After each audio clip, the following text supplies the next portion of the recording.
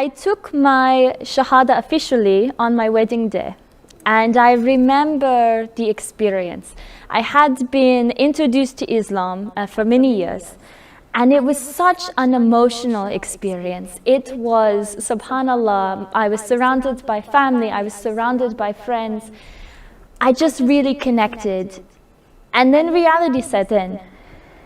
And I realized to grow closer to Allah subhanahu wa ta'ala, I needed to address my former sense of self. I really needed to address my former life. Because you see, I'm a former prostitute. Since I was 11 years old, I've been struggling with eating disorders. I've been struggling with depression. I've been struggling with the concept of love. And today I stand in front of you as a survivor, almost. Because my path to Islam was lonely, but my path after was lonelier, because I was alone. And I couldn't connect to my former friends, my former lifestyle, but I couldn't connect to my new ones either, because I was ashamed of where I came from, and I was ashamed with the way that I lived my life before. And I didn't want to be shunned from this community. So years later, I decided to write my revert story.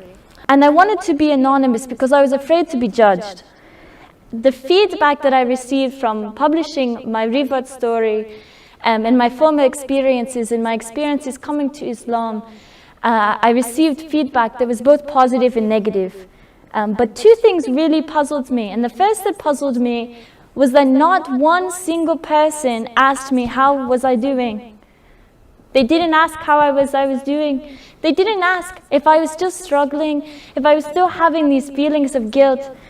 And then the second thing that puzzled me was I started to receive these emails. And I received one email and another email, and followed by many more other emails by Muslim women, young Muslim women who were born into Islam, who were converts to Islam, who had these same problems that I was struggling with, these feelings of loneliness and isolation.